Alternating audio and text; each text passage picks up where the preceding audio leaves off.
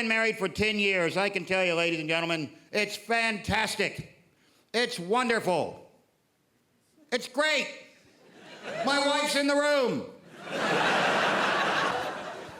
I don't want to break the heart of any dad in this room, ladies and gentlemen, but you are not only just looking at a comedian taping a DVD, you are looking at the world's greatest dad. As of 3 weeks ago on my birthday, that's right. I'm sorry, out of 3 billion potential male candidates, I brought home the silverware, people. World's greatest dad, big mug. Boom! Didn't even know I was in the running. Didn't even know I was being considered by the committee. Wasn't even my best year as a dad. That was 4 years ago when I took my daughter to Disney World. Last year we went to Florida. We just went to an owl sanctuary for 3 nights in a row called Hooters. Apparently that was good enough for the committee. And there it is. So good luck next year, all you dads, but I'm fucking resting on my laurels in 2015. World's greatest dad. I can tell you, I don't know if you're going to end up getting married or not. That would be a great ending to my show, if you think about it. Not to put you under any pressure whatsoever, but 2 years is enough for a man to realize it's the woman of his dreams. Plenty of knee room in the front row to pop down there and send this audience home on a Sunday night wave of elation. I'm just saying, fella, I'm just saying. It's your choice. Break her heart, break all their hearts, or do the right fucking thing. It's up to you. It's up to you. No pressure. Never mind the cameras and the production values and how fucking your... Nope. Your wedding could be viewed at every motorway services for $8.99. But don't let that affect your thinking. I only give you one piece of advice about marriage, and that is never do this. Never say to your wife, honey, I'm going to take 3 months off, and we're just going to get to know each other again. That was the biggest fucking mistake of anybody's marriage.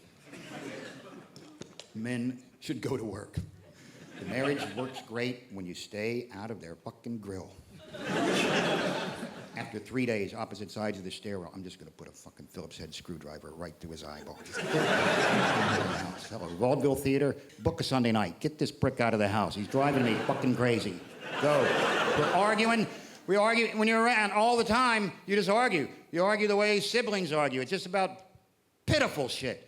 At one point, I changed banks. They asked me if I wanted to design my own security question. I said, yeah, sure, here's my security question, because I've been discussing it with my wife all morning.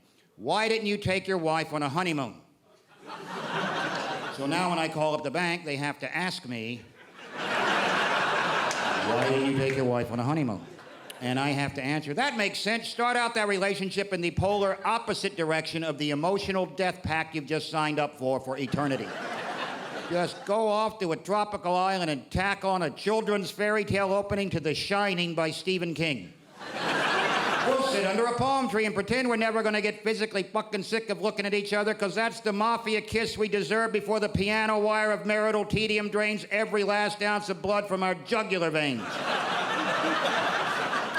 And then the bank says, well, congratulations, you passed security. Nothing, I just wanted to get that off my chest. And then we all feel better. So I highly recommend it. Who else is married here? Are you married to a uke boy? What do you really do? No, I'm not buying the ukulele thing. I'm a bad harmonica player. Oh, harmonica as well. Ooh. Did you just sit down and look at every fucking annoying instrument on the planet? Probably saving up for some fucking bagpipes right now, aren't you? What do you see in this guy? Can we just back up for a minute? What charmed you about this fella? He likes my cats. He likes your cow? My cats. Oh, your cat.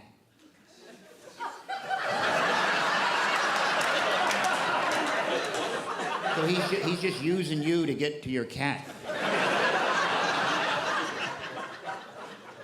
I just don't understand modern relationships. I think there's nothing about sacrifice and love and no, he likes my cat.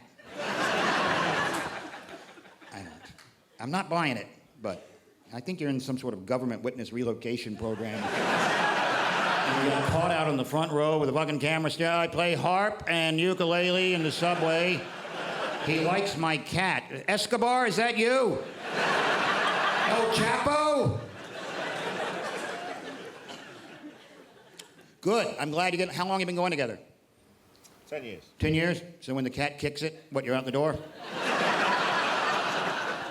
We're just wasting fucking time now, okay? We lost the thread. I tried to milk something out of this, and it's such a pathetic situation. Poor guy. He just wants to play his ukulele and harmonica and pet a cat. Is that... It's a fucking free world, right? Is that not why we are fighting for the freedom for a man to play a fucking ukulele in the subway? I don't know. We have a war on terror in America. Brits, much more easygoing. Just, well, now and then things are terrifying. That's it. You deal with it, because you've been terrified for thousands of years. See how I quickly got out of this whole harp thing into something about terror? Smooth as fucking farting through silk, man. This has nothing to do with harps or ukuleles. No, but I gotta move on, because some of you have jobs to go to tomorrow. Some of you. This is a basic British reaction to anything terrifying right here. This is how, because you've had giants plucking your daughters out of villages. You've got fucking terror. You've had terror for thousands of years. So when something terrifying happens in Britain, the basic British reaction is this.